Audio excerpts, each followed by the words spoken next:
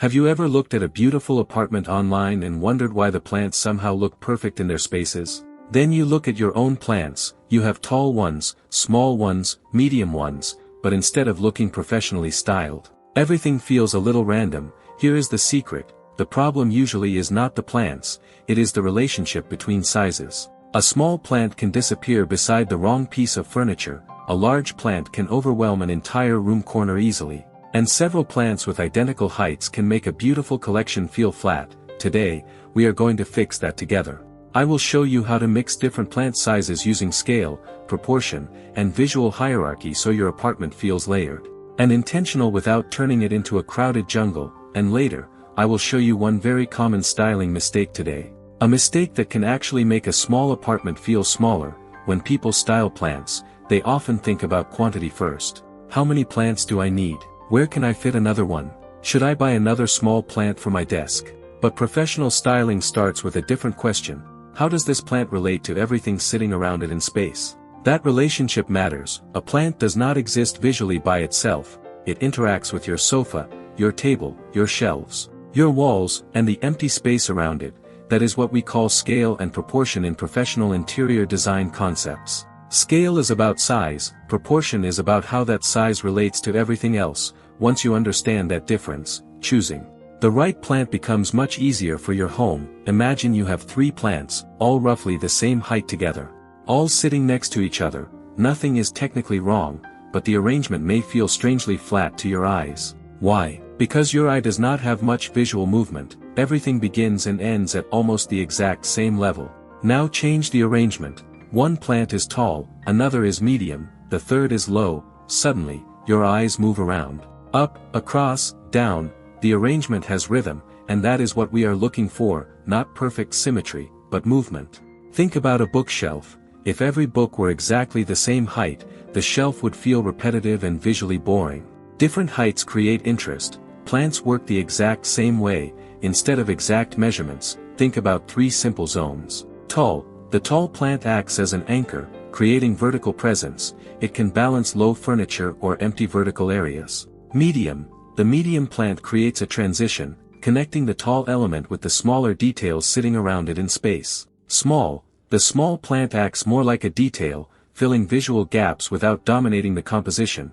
But here is something important. This does not mean you need 3 plants. You could have 1 tall plant plus 1 medium decorative object nearby. Or 1 medium plant plus books plus a small object. The principle is about contrast in scale, not plant numbers. That is what keeps this strategy different from the 3-plant system we discussed in another video. Now make this practical. Imagine a very low sofa. If you place a tiny plant beside it, the plant may visually disappear without impact. There is not enough height contrast, but place a taller plant beside that same sofa, and suddenly everything feels balanced. The plant gives the low furniture somewhere to transition toward. Now imagine the opposite. A massive cabinet standing in rooms. A tall plant, a large lamp, a huge piece of artwork. Everything is competing vertically in the exact same space. Adding another tall plant may make the room feel heavy. In that situation, a medium or smaller plant works better. So before asking if a plant is beautiful, ask, is this the right scale for what is around it? That is a much more useful question, but here is the surprising part. You can create clutter with small plants. And this is where many small apartments go wrong. Let us look at that next. Small plants feel completely harmless. One on the desk, one on the shelf, one on the coffee table, another beside the television in your living room, another on the kitchen counter. Before you know it, you have plants everywhere, each one small, but creating noise. Together, they create a lot of visual information. This is called visual noise. Eyes keep jumping between tiny objects. Instead of one clear focal point, you get 10 tiny ones, sometimes replacing several small plants with one medium or larger plant actually makes the room feel cleaner. You are not losing greenery, you are gaining visual hierarchy. Here is a simple way to think about your arrangement. Choose one element to be the anchor in space. Then add supporting elements, then details. For example, a tall plant beside a low cabinet becomes the anchor. A medium object creates the transition, a small plant adds detail. Your eye naturally understands, main, supporting, detail. That is visual hierarchy, and you can create it without buying anything new. Look around your apartment right now. You may already have the perfect combination, a plant, a stack of books, a lamp, a vase, artwork. The key is to stop treating every object as equally important. Some things should lead, others should support. There is another element people often forget: empty space. Imagine two identical plants in two different room setups. One is surrounded by several objects, the other has plenty of empty space around it. Which one looks important? Usually the second. Why? Because empty space gives it room to breathe, which is vital in small apartments. You do not need to fill every surface. Sometimes moving a plant away from other objects creates bigger improvements. So when you are styling, do not only ask what to add, ask, what can I remove from here?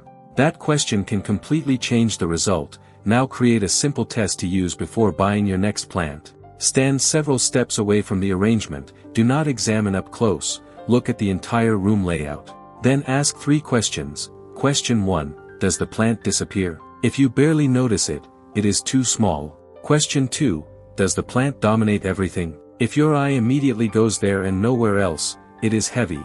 Question 3, does the eye move naturally? Can you see the plant, then furniture, then another detail smoothly? If yes, your hierarchy is working, and here is the final test. Remove the plant, look again, put it back. If the room clearly improves when the plant returns, you found its role. If nothing changes, move it. So let us simplify everything. You do not need plants of every size, you need relationships between sizes. Use tall elements to create anchors, medium elements to create transitions, and small elements as details in rooms. But always compare the plant with furniture and the room around it. Remember, big does not mean luxurious. Small does not automatically mean better for small spaces, and more plants do not create better styling overall. The goal is hierarchy, proportion, and breathing room. Once you start looking at plants this way, you stop asking, where can I put another plant, and start asking, what does this space need visually right now? That is the difference between simply owning plants and actually styling them. Tell me in the comments below.